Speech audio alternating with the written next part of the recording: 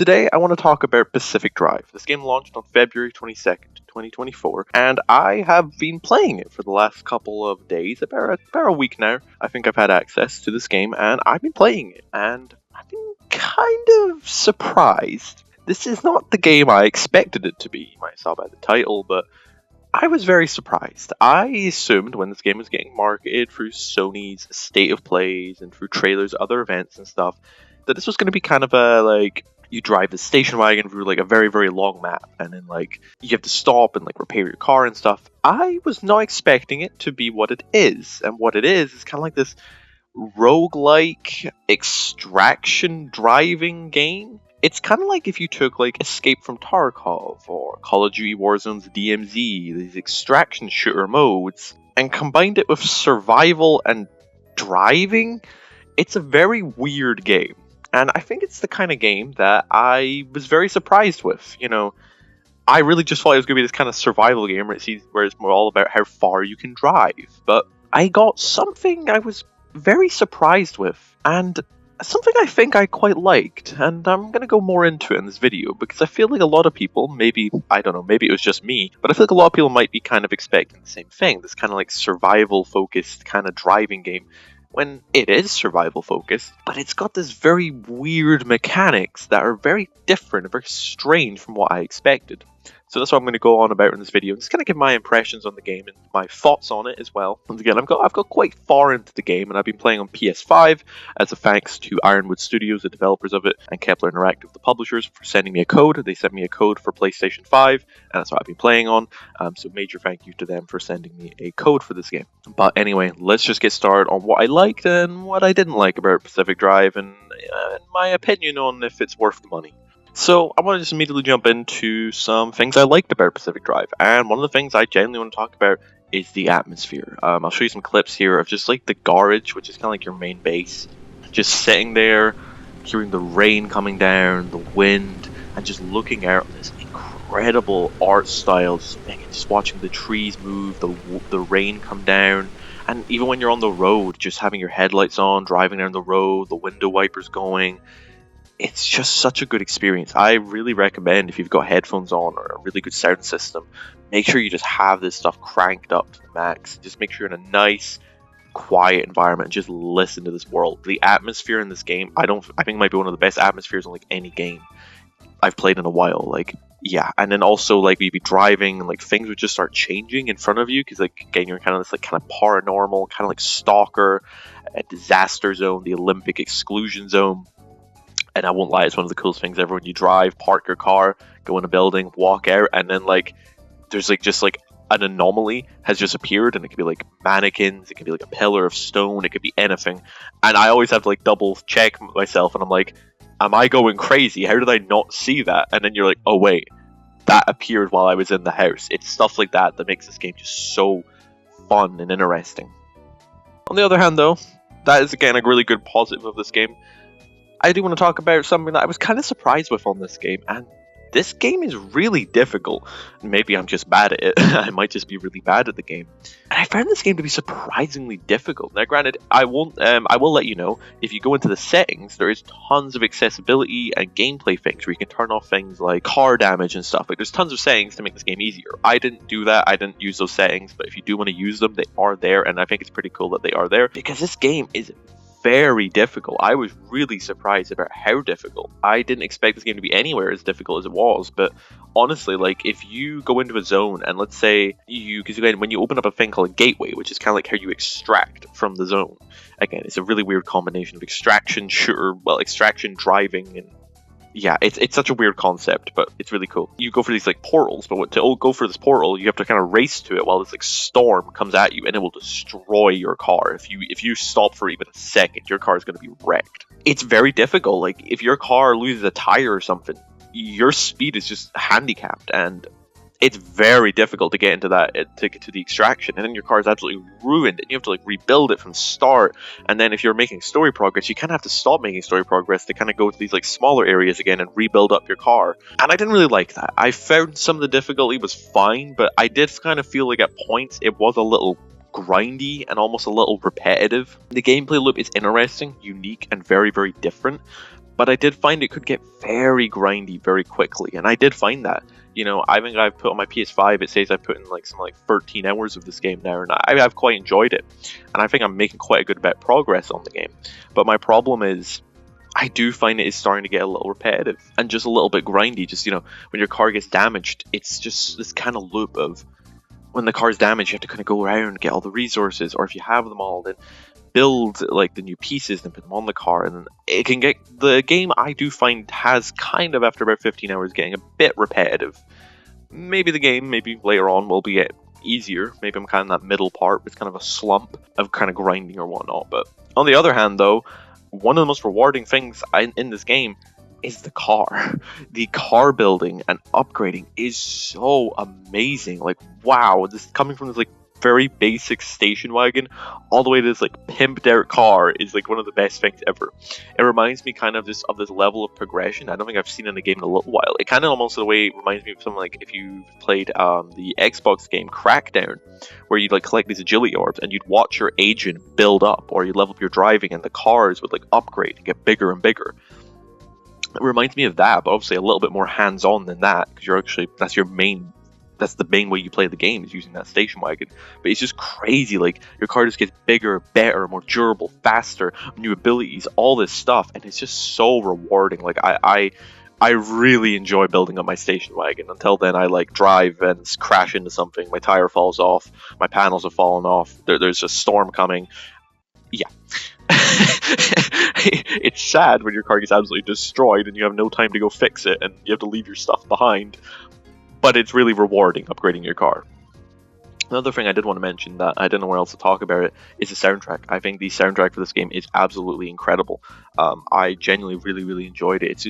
It's got on the radio, there's like a cool radio, and the songs on that are just really cool, and then there's the atmospheric tracks as well are also just really nice. I think the soundtrack's really cool. I just want to mention it because I really enjoyed it. The other thing I want to mention is the learning curve. When I first started playing Pacific Drive, I won't lie, those first like 2 to 3 hours, I didn't like it very much because I was so confused. There is a lot to do. Like, there is so much to learn, but so much detail to help. You know what I mean? The game will throw you like, once you first hit the garage, which is your main hub, and you'll find after like 20 minutes of gameplay, and the game just throws mechanic after mechanic after mechanic at you. It's so much gameplay.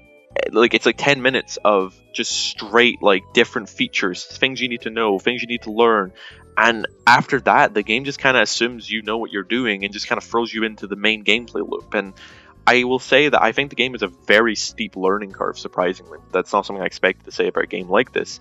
I find it's a lot to take in. There is so much information to take in that early, like, first 2-3 hours, that I can find it might be a little almost off-putting to some people. You might start the game and might just not play any more of it because it's such a steep learning curve, and I think people should probably know that before getting into this one, is that it's got a very steep learning curve. One that I was very surprised with, and again, I wasn't really liking the game in the first couple hours because I was like, I have no clue what's going on.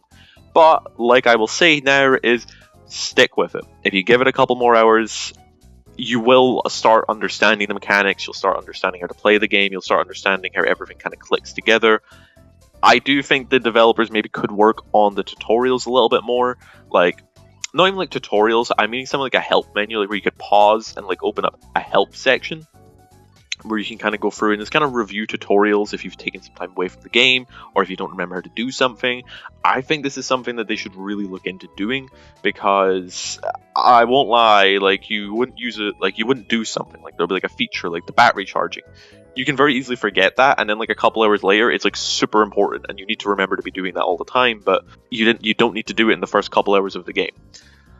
Yeah, I think the onboarding, the kind of start of the game could be a lot better, and where it is right now, I think it could use a little bit of work. So I kind of want to talk about the story. There is a story here, but yeah, I think the world of the Olympic exclusion zone is very well developed. Again, that first opening kind of like prologue is really good. Like, just kind of going through this world, the game kind of starts kind of like a slideshow, kind of going over what kind of happened here, the exclusion, how the military kind of secluded it in. The part of the games I've played, the story is interesting. However, I don't think it's anywhere as engaging as something like the gameplay. I think the gameplay is much more fun than the story here. I think the story is interesting. I really do. I think it's quite an interesting concept and idea and story, and I kind of like the idea of the story. It's kind of something that really's up my alley. But I unfortunately do find that I just wasn't very engaged with it. Like, like where I am in the story right now, I'm like, it's cool, but I'm not that interested. Like, I mean, I could beat this whole game, and I would probably mention the story, like, mention what I liked and what I know about the story in probably like 2 sentences. Because, like, the story's interesting, it's just not very memorable. I feel like the story it's interesting. That's all I can really say for it. It's not the best story in the world. I wasn't personally that interested, but maybe you'll play the game and you'll really, really enjoy it, and you'll be really interested. You'll love the story. But for me, I found the story was just interesting. I like the ideas and concepts, but I never really felt like it really has gone anywhere where I'm like, yeah, that's cool. It's just kind of there, and it's cool though. And I think that's all I really want to say on Pacific Drive. That's kind of the main things I've wrote down, because while I've been playing the game, I've been kind of writing down some like bullet points and like what I want to talk about. And I think that's really, I've got a couple more, but I don't think there's anything really that exciting other than, it is a very strong gameplay loop. And to kind of summarize, I think the game's got a really strong gameplay loop. I think the entire driving and exploration and survival is really, really interesting. I think it's a really fun gameplay loop of going into these areas and exploring and surviving. However, I do find it gets repetitive, especially when your car gets damaged. You have to go back to these earlier areas. It's kind of can get a little repetitive. I think the concept is very fun, interesting, and extremely unique. There's nothing quite like it out there in the gaming market right now. But I just find that it can get kind of grindy and repetitive later on, having to go back to these areas. It's because, your car got damaged. Like, granted, you can still progress the story and go forward, but yeah, you're not going to have a good time if your car is damaged or you're using weaker parts. I think the game has an incredible atmosphere. The world has just this great vibes. It feels incredible just sitting around, just looking at it. It's just such a great atmosphere. But I do think the story is fine. It's interesting. I was kind of intrigued, but I don't think it's really, so far from what I've played of the game, I don't think it's really gone anywhere where I think I care. Like, I think it's something where it's cool, but I just don't care all that much. I think the car building is really, really good. Like upgrading your car is one of the most rewarding things in this game. Just taking your car from this like broken kind of hacked together car, station wagon, and turning it into this like super mobile, literal supermobile, where this car can do anything. It turns into like a tank, a supercar, whatever you want to turn it into, you can turn it into. It's really, really rewarding, and it's one of the most rewarding things I think in a game I've played in a little while. The just sense of joy watching your car go from this wrecked up little station wagon to this supercar is insane. It's really, really cool. And the things I really didn't like is, once again, I found the game kind of repetitive. I think the game's surprisingly really difficult. Now, there is settings you can change in the game to make it a little easier, like turning off car damage and stuff if you want to make the game a little easier. I may even recommend it. I personally didn't use those settings, but I probably recommend it because some of the systems for this game can get kind of annoying, and it'll probably lessen the grind and repetitiveness of going back and grinding. But maybe you enjoy that. But personally, I was getting a little bored of it. But the difficulty is surprisingly difficult. I think the story is, once again, interesting, but I just don't think it's really gone anywhere where I care, to be honest. But overall, I think Pacific Drive is a challenging and rewarding game. It's got an extremely unique concept with a great atmosphere. It's a joy to drive around these Pacific roads, enjoy the rain, turning on the window wipers, listening to the radio, having your headlights on, just driving down these incredible, beautiful vistas. It's honestly a beautiful game, and it's fun driving.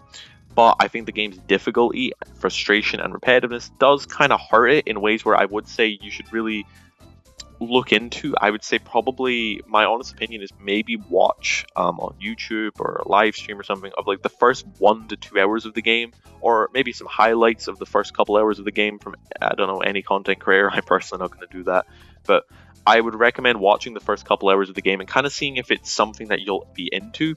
I don't think it's the kind of game where it's accessible to everyone. I think some people will buy this game kind of like thinking it's going to be something that it's not. It's a very unique, interesting, and concept that I don't think any other game, you can't really compare it to any other game.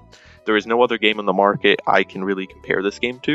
And I think that makes it kind of hard to recommend, is that I can't say, oh, if you like this game, you'll love Pacific Drive, because it's really impossible to do, because this game is so unique, interesting, and trying so many different new things, and I think it's really impressive what they've done with the game. But anyway, that is my kind of, I guess, mini review or impressions of Pacific Drive. I kind of went on a little longer than I expected to. Yeah, that's my thoughts on Pacific Drive. I hope this was helpful to somebody out there. And yeah, once again, thanks to Ironwood Studios and Kepler Interactive for sending me a code. I'm really grateful to receive a code for this game. But again, those are my thoughts on the game, and I again just hope it helped somebody out there. At least one person would be nice if they were helped by this. But anyway, yeah, that's all I really have to say about Pacific Drive. I've been the Intel, and have a lovely day.